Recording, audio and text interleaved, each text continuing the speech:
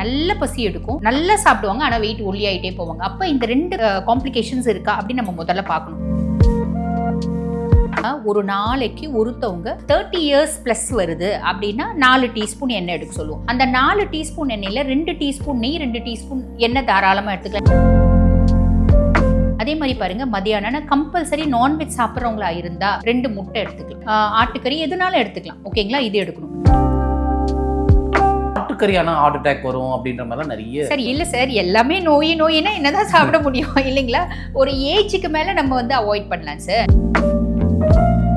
சரி, இப்போதைய காலகட்டத்தில் படுத்துட்டா பார்க்க யாராலே முடியாது இல்லைங்களா? கடைசி வரைக்கும் கையோட காலோட நம்ம நடந்துட்டே இருக்கணும். அதுக்கு ஆரோக்கியமான உணவு முறைகள் எடுக்குமே தவிர எல்லாத்தையுமே ஒதுக்கிடக்கூடாது.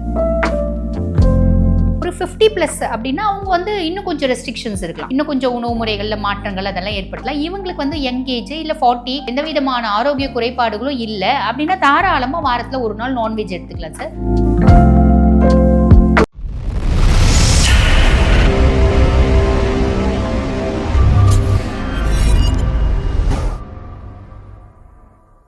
FT ஹெல்த் நேயர்களுக்கு வணக்கம். நம்ம கூட ஓமியா டாக்டர் தீபா அருளரன் மேம் இருக்காங்க. வணக்கம் மேம். வணக்கம் சார். மேம், வெயிட், அதாவது வெயிட் இருந்தாலும் பிரச்சனை, இல்லைனாலும் பிரச்சனை.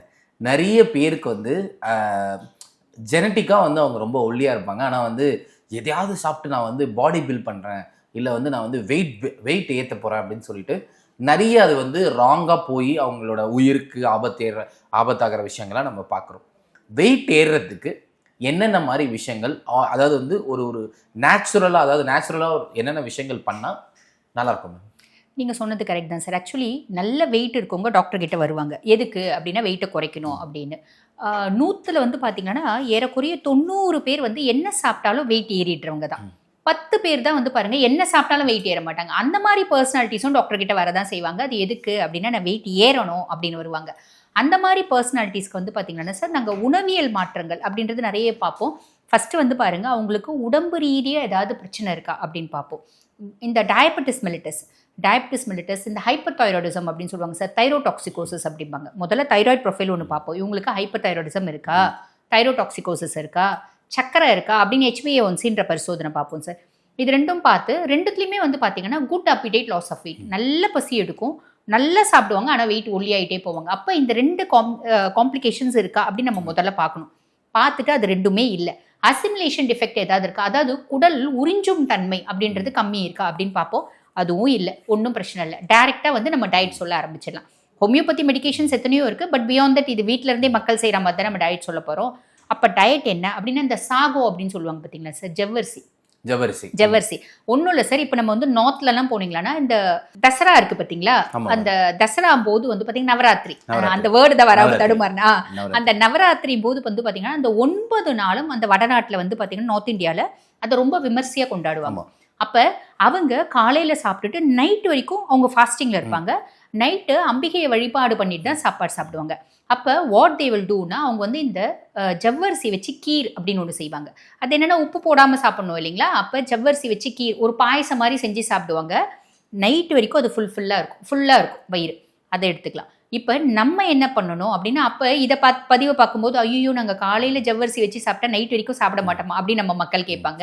ஆக்சுவலி இது என்ன பண்ணணும் அப்படின்னா, இந்த ஜவ்வரிசி கேலரிஸ் ஜாஸ்தி. அதனால் காலையில் பாருங்க, இவங்க டீ காஃபி குடிக்கிறது தான் குடிச்சிடலாம். குடிச்சிட்டு காலை உணவாக இவங்க என்ன எடுக்கணும் அப்படின்னா, அந்த ஜவ்வரிசி போட்டு பொங்கல் செஞ்சு சாப்பிடணும். பொங்கல் காரணம் என்னென்ன சார், அது திம்முன்னு இருக்கும், கேலரிஸ் ஜாஸ்தி. அப்போ அதில் சீரகம் நிறைய போட்டு, இஞ்சி போட்டு, நம்ம மிளகு போடும்போது டக்குன்னு செரிமானம் ஆகிடும். அதே மாதிரி கொஞ்சம் ஒரு கப் எடுக்கும்போது ஒரு 100 கிராம் எடுத்தாலே ஏறக்குறைய 350 கேலரிஸ் வந்துடும். கேலரிஸ் ஜாஸ்தி. அப்போ நம்ம நல்ல ஒரு 2 கப்பு பொங்கல் எடுக்கிறோம் அப்படின்னு வச்சுக்கோங்களேன், 200 கிராம் நம்ம இது எடுக்கிறோம், இந்த ஜவ்வரிசி எடுக்கிறோம், அது சார்ந்த பொங்கல் செய்கிறோம், அதில் சிறுபருப்பு போட்டுக்கிறோம், செஞ்சுக்கிறோம். எப்படி பொங்கல் செய்கிறோம் அதே மாதிரி செஞ்சுக்கிறோம், சாப்பிட்றோம் அப்படின்னா ஏறக்குறைய பார்த்தீங்கன்னா காலையிலே ஒரு 700 கேலரிஸ் ஃபில் ஆகிடும். காலையில் பிரேக்ஃபாஸ்ட்லேயே 700 கேலரிஸ் இருந்தோம். அதில் இஞ்சி போட்டுரும், நல்ல இஞ்சி போட்டுக்கிறோம், சீரகம் போட்டுக்கிறோம், மிளகு போட்டுக்கிறோம், நெய் போட்டுக்கிறோம்.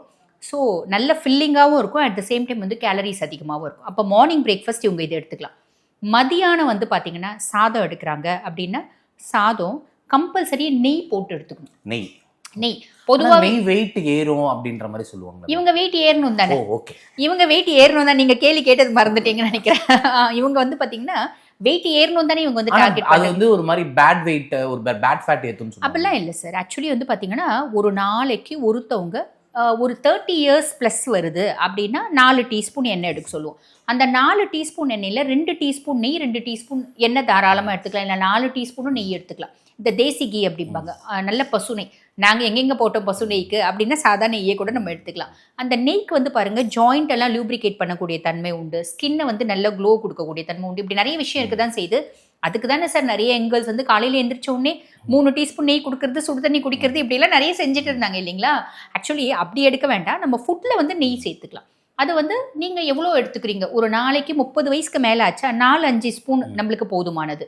அது நெய் எண்ணெய் ரெண்டுமே கலந்து 30 வயசுக்குள்ளேயே தாராளமாக 6 ஸ்பூன் வரைக்கும் எடுத்துக்கலாம். அதில் 2 டீஸ்பூன் நெய்ன்றது தாராளமாக எடுத்துக்கலாம், பிரச்சனை இல்லை.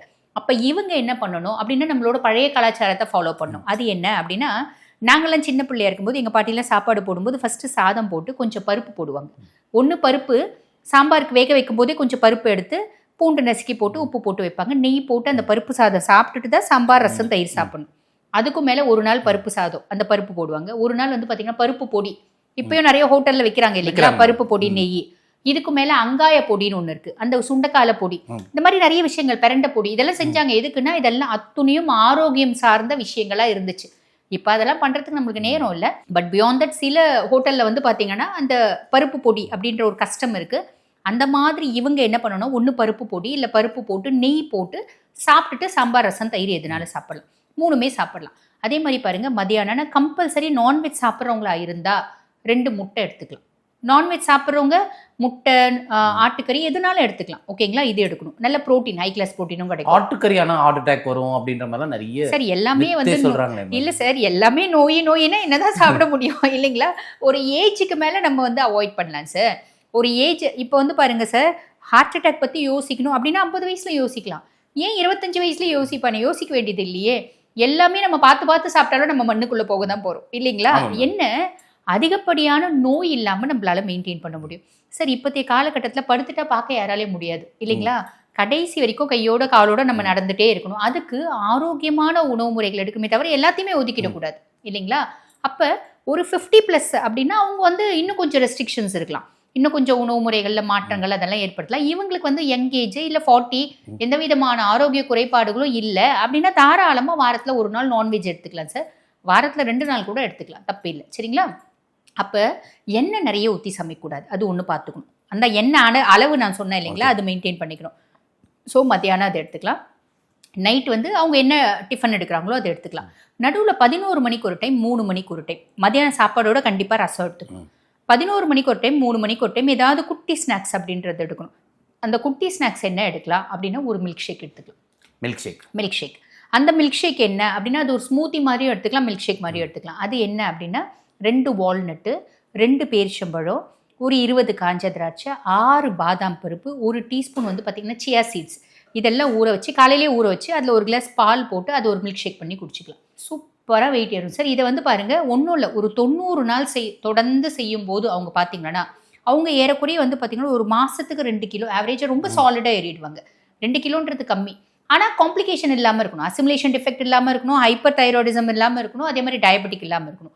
இருக்கும்போது சாலிடாக ஏறிட முடியும் சார். 90 டேஸ் சேலஞ்சாகவே எடுத்து மக்கள் இது செய்யலாம். ரொம்ப ஒல்லியாக இருக்கவங்க சாலிடாக ஏற முடியும். இந்த ஜவ்வரிசி வந்து பார்த்திங்க சார், உப்மா, அதாவது பொங்கல் செய்யலாம், உப்மா செய்யலாம். அந்த ஜவ்வரிசி வச்சு கோதுமாவை போட்டு பூரி செய்வாங்க, சப்பாத்தி செய்வாங்க, இட்லி செய்வாங்க, தோசை, இடியாப்பம், புட்டு, நிறைய விஷயம் செய்யலாம் சார். கீர் பாயசம் மாதிரி செய்வாங்க. அந்த மாதிரி எதுனாலும் மார்னிங் வந்து ஜவ்வரிசி எடுத்துக்கலாம். ஜவ்வரிசி எடுத்து மதியானம் எப்படி சாப்பிட்லாம். ஒரு சிலர் இல்லைங்க ரொம்ப ஃபாஸ்ட்டாக வெயிட் ஏறணும் அப்படின்னா நைட்டும் இந்த ஜவ்வரிசி கலந்த உணவு எடுக்கும்போது ரொம்ப சாலிடாக வெயிட் ஏறுவாங்க சார். ரொம்பவே ஈஸி தான் மேம். இவ்வளோ இயற்கை முறைகளும் சொன்னீங்க. இதுக்கு ஆப்போசிட்டாக நிறைய பேர் வந்து இந்த என்ன சொல்றது, புரோட்டீன் பவுடர்ஸ், அதுக்கப்புறம் வெயிட் கெயின் பவுடர்ஸ், இந்த மாதிரிலாம் யூஸ் பண்ணி அதுக்காக அதையும் வந்து வெயிட் கெயின் பண்ணுறதுக்காகலாம் வந்து பண்ணிட்டு இருக்காங்களா மேம்? அதை பண்ணலாமா பண்ணக்கூடாதா? ஏன்னா நிறைய அதனால வந்து நெகட்டிவ்ஸ் வருது அப்படின்ற மாதிரி நம்ம கேள்விப்படுறோம்.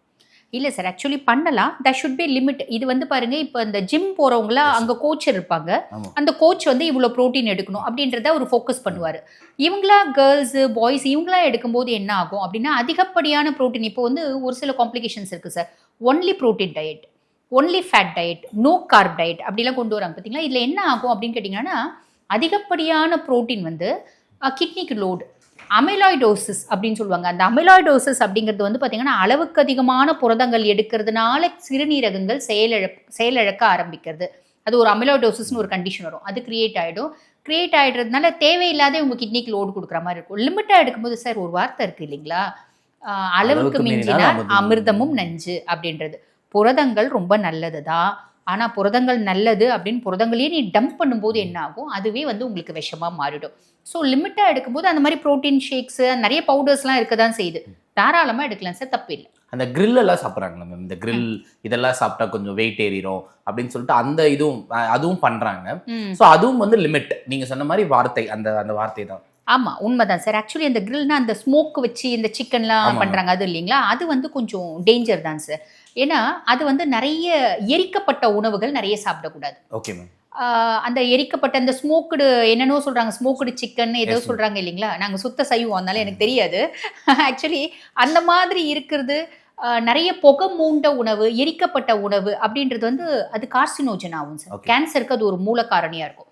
ரெகுலராக அதை சாப்பிடக்கூடாது. அக்கேஷ்னலாக மாதத்துக்கு ஒரு முறை எடுக்கலாம்.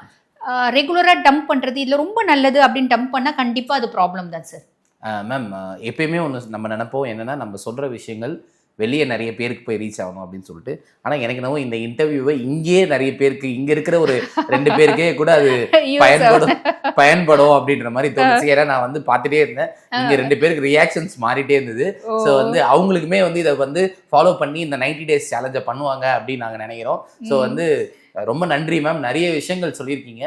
ஸோ மக்கள் இதை வந்து ஃபாலோ பண்ணி அவங்க லைஃப்லேயும் நிறைய சேஞ்சஸ் வரணும்னு நானும் நினைக்கிறேன் மேம். ரொம்ப நன்றி மேம். நன்றி.